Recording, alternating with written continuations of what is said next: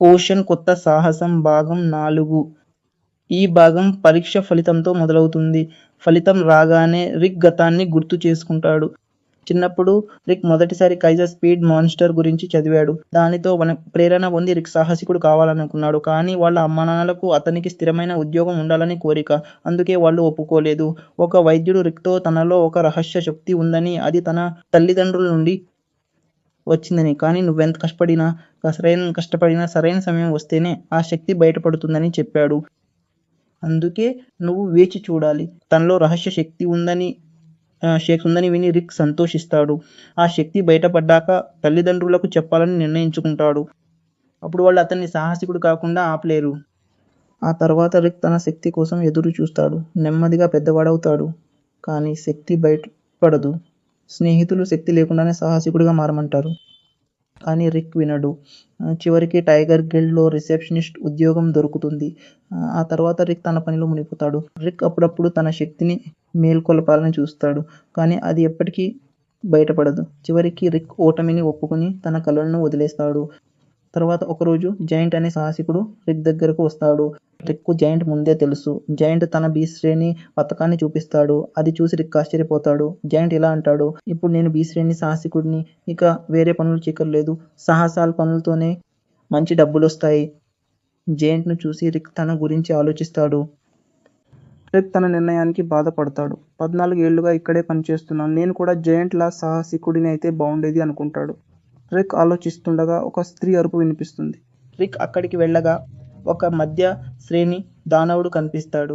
ఈ దానవుడు ఇక్కడేం చేస్తున్నాడని రిక్ అయోమయంలో పడతాడు. అటు వెళ్తున్న అమ్మాయిని చూస్తాడు. ఆమెను కాపాడాలని ప్రయత్నిస్తాడు. కానీ తనే చాలా భయపడతాడు. చూస్తుండగానే ఆ అమ్మాయి ఒక్క దెబ్బతో దానవుడిని చంపేస్తుంది. ఇది చూసి ఆశ్చర్యపోతాడు. అప్పుడే తెలుస్తుంది ఆ అమ్మాయి రినేట్ అని. ఇలాగే రిక్ రినేట్ మొదటిసారి కలుసుకుంటారు. ప్రాణం కాపాడినందుకు రినేట్కు రిక్ ధన్యవాదాలు చెబుతాడు. రిక్ మొదట ఆమెను బి శ్రేణి సాహసికురాలు అనుకుంటాడు. ఆమె ఎక్స్ శ్రేణి అని చెప్పగానే రిక్ భయపడిపోతాడు. ఎస్ శ్రేణి సాహసికులకు ప్రభుత్వం నేరుగా ఆదేశాలిస్తుంది. వీరికి రిజిస్ట్రీ ఉండదు. ప్రభుత్వం తప్ప ఎస్ ఉషేన్ శ్రేణి వాళ్ళు ఎవరి మాట వినరు. రిక్ రినేట్తో నాదొక ప్రశ్న ఉంది అంటాడు. నేనడిగితే నవ్వవు కదా అంటాడు. దానికి రినేట్, నేను నవ్వి 9 ఏళ్లయింది అని చెబుతుంది. చివరిసారి నవ్వినప్పుడు నా వయసు 8. ఇది విని రిక్ ఆశ్చర్యపోతాడు. అప్పుడు రిక్ రినేట్కు తన కలను చెబుతాడు. సాహసికుడై కైజర్ స్పిట్ను పట్టుకోవాలనుకున్నానని, కానీ ఇప్పుడు తనకు 30 ఏళ్లని అంటాడు. నేను ఇప్పటికీ సాహసికుడిని కాగలనా అని అడుగుతాడు. దానికి రినేట్ సాహసికుడు కావడానికి ధైర్యమే ముఖ్యమని చెబుతుంది. సరే, నీలో ధైర్యం ఉందని నేను చూశాను. కానీ నువ్వొక గిల్డ్ యోధుడివి. నీకు మాన సామర్థ్యం గురించి తెలిసే ఉంటుంది. ఈ వయసులో దాన్ని పెంచడం దాదాపు అసాధ్యం. మాన సామర్థ్యం చిన్న వయసులో శిక్షణ మొదలుపెట్టినప్పుడే పెరుగుతుంది. సాహసికుడు కావాలంటే మాన సామర్థ్యం చాలా ముఖ్యం. అందుకే నువ్విప్పుడు సాహసికుడు కాలేవని నా అభిప్రాయం. రెనెట్ మాటలకు రెక్ పూర్తిగా నిరుత్సాహపడ్డాడు. రెనెట్ ముందు సంతోషంగా నటిస్తూ, మీలాంటి ఎస్ ర్యాంక్స్ సాహసికురాలు చెప్పాక నేను ఈ కళను వదిలేయడమే మంచిదంటాడు. రెక్ చాలా బాధగా కనిపిస్తాడు. రెనెట్ అలా అన్నందుకు క్షమించమని అడుగుతుంది. రెక్ కూడా ఆమెను క్షమిస్తాడు. మాటల మధ్యలో రెక్ రెనెట్ను బయటకు వెళ్దామా అని అడుగుతాడు. ఆశ్చర్యంగా రెనెట్ సరే అంటుంది. మరుసటి రోజు రెనెట్తో బయటికి వెళ్తున్నందుకు రెక్ చాలా ఉత్సాహంగా ఉంటాడు. రెక్ అంత సంతోషంగా ఉండటం చూసి జైంట్, అలిసా ఆశ్చర్యపోతారు. సాయంత్రం వాళ్ళు కలవాల్సిన వేళకు నగరంపై రాక్షసులు దాడి చేస్తాయి. రెక్ రెనెట్ కోసం వెతుకుతుండగా ఆమె ఒంటరిగా చాలా రాక్షసులను ఓడిస్తుంది. మరిన్ని రాక్షసులు రెనెట్ వైపు వస్తాయి. ఆమె తన చిన్న కత్తులను పంజాలాగా వాడి రాక్షసులను ముక్కలుగా నరికేస్తుంది. రెనెట్ శక్తిని చూసి రెక్ చాలా ప్రభావితుడవుతాడు.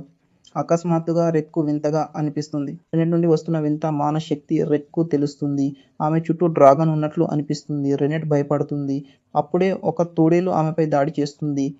కానీ జైంట్ వచ్చి ఆ రాక్షసుడిని తరిమి కొడతాడు. తర్వాత మరికొందరు సాహసికులు కూడా వచ్చి పోరాడటం మొదలు పెడతారు. రెక్ రెనెట్ను చూస్తుండగా మిగతా సాహసికులు రెప్పపాటులో రాక్షసులను చంపేస్తారు. కానీ రెక్తో అందరూ వెళ్ళిపోవాలని, దగ్గరలోనే డ్రాగన్ ఉందని చెబుతుంది. రెక్కు ఆమె మాటలు నమ్మశక్యంగా అనిపించవు. రెనెట్ చెబుతుంది, నాకు చిన్నప్పటి గాయం ఉంది. దానివల్ల నేను డ్రాగన్ను దగ్గరగా గ్రహించినప్పుడు నా శరీరం మానశక్తిపై నియంత్రణ కోల్పోతుంది. రెనెట్ చెబుతుండగానే వారి ముందు ఒక పెద్ద డ్రాగన్ వస్తుంది. దాన్ని చూసి అందరూ భయపడతారు. జైంట్ ఈ డ్రాగన్ ఇక్కడేం చేస్తోంది? ఓ ఇప్పుడు అర్థమైంది అంటాడు. మిగతా రాక్షసులన్నీ ఇక్కడేం చేస్తున్నాయి? అవన్నీ ఈ డ్రాగన్ నుండి పారిపోతున్నాయి. జైంట్ డ్రాగన్తో పోరాటానికి కనీసం ఈ రేంకర్ సాహసికుడైనా కావాలి అంటాడు. కానీ అక్కడి సాహసికులు ఆందోళనతో డ్రాగన్ పై దాడి చేస్తారు. దానికి డ్రాగన్ కోపంగా గర్జిస్తుంది. ఆ గర్జనకు అందరూ కింద పడిపోతారు. అందరూ పారిపోవడానికి ప్రయత్నిస్తారు. కానీ డ్రాగన్ తన చుట్టూ అవరోధం సృష్టించడంతో అందరూ బందీలవుతారు. జైంట్ ఆ అవరోధాన్ని పగలగొట్టాలని చూస్తాడు కానీ ఏమీ కాదు. చివరికి రెక్ ధైర్యం చేసి డ్రాగన్ ముందు నిలబడి ఇలా అంటాడు. నేను సాహసికుడిని కాకపోతే ఏంటి? కనీసం సాహసికుడి చావు చావగలను.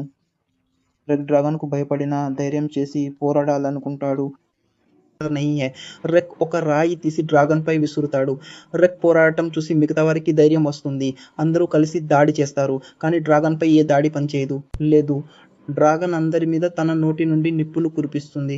ఆ నిప్పుల నుండి కాపాడటానికి జైంట్ తన శక్తితో అందరినీ ఉక్కులా మారుస్తాడు. కానీ డ్రాగన్ శక్తి చాలా ఎక్కువడంతో ఉక్కు శరీరాలున్నా కూడా అందరూ గాయపడతారు. వాళ్ళ పరిస్థితి చాలా దారుణంగా మారుతుంది. అప్పుడే రిక్ రాళ్లను తొలగించుకుని డ్రాగన్ ముందు నిలబడతాడు. డ్రాగన్ అతన్ని అణిచేయడంతో రిక్ చనిపోయాడని అందరూ అనుకుంటారు. కానీ సరిగ్గా అదే సమయంలో రిక్ శక్తి మేల్కొంటుంది. రిక్ చుట్టూ ఒక కవచం ఏర్పడుతుంది. అది డ్రాగన్ దాడుల నుండి రిక్ ను కాపాడుతుంది. రిక్ ను చూసి అందరూ ఆశ్చర్యపోతారు. తన శక్తి మేల్కొనడం చూసి రిక్ చాలా సంతోషపడి ఆత్మవిశ్వాసంతో నిండి మనస్సులో ఇలా అనుకుంటాడు. మేల్కోవడానికి చాలా ఆలస్యం చేశావు నా ప్రాణమా. ఇప్పుడు వస్తుంది అసలు మజా. ఎవరి సత్తా ఏంటో తేలుతుంది. తర్వాత రిక్ తన శక్తితో డ్రాగన్ తలని ఎగరగొట్టడంతో అది చనిపోతుంది. అయితే రిక్ తన శక్తిని మొదటిసారి ఉపయోగించడం వల్ల అతను స్పృహ తప్పి పడిపోతాడు. అది చూసి మిగతా వాళ్ళు ఆశ్చర్యపోతారు. తర్వాత రిక్ కళ్ళు తెరిచేసరికి ఆస్పత్రిలో శరీరం నిండా కట్టులతో ఉంటాడు. అంతేకాదు అతని పక్కనే రెనెట్ కూర్చుని ఉంటుంది. రిక్ వారం రోజులుగా స్పృహలో లేడని, రెనెట్ అతని కోసం ఎదురు చూస్తోందని మనకు తెలుస్తుంది. రిక్ మేల్కోగానే రెనెట్ అతన్ని తమ బృందం స్వాగత విందుకు ఆహ్వానిస్తుంది. ఇది విని రిక్ ఆశ్చర్యపోతాడు. రెనెట్ ఇలా అంటుంది. మా బృందానికి కూడా ఇదే చిహ్నం ఉంది. కైజల్ ఎస్పిట్ నిజంగానే ఉంది. మేము దాన్ని పట్టుకోవాలనుకుంటున్నాము అని ఆంగ్ ఎరెన్ అంటుంది. నువ్వు చాలా ధైర్యవంతుడివి. నువ్వు మా బృందంలో చేరితే చాలా బలవంతుడివి కాగలవు. రెనెట్ మాటలు విని రిక్ భావోద్వేగానికి గురవుతాడు. ఆపవే, ఏడిపిస్తావా ఏంటి? నేను నిజంగా సాహసికుడిని కాగలనా? ఇదే సరైన సమయమా? ఇన్నేళ్ల తర్వాత నా కలల కోసం పని చేయాలా అని రిక్ ఆలోచిస్తాడు. ఆమె అవునంటుంది. ఇక వర్తమానంలో ఈ ర్యాంక్ పరీక్ష ఫలితాలు ప్రకటిస్తారు. రిక్ అందులో ఉత్తీర్ణుడై ఈ ర్యాంక్ పథకం పొందుతాడు. రిక్ అనుకుంటాడు, చివరికి నేను ఒక సాహసికుడిని అయ్యాను. నేను ఎప్పుడు ఓటమిని అంగీకరించనందుకు నా మీద నాకు గర్వంగా ఉంది. ఇక దీంతో ఈ భాగం ఇక్కడితో ముగుస్తుంది.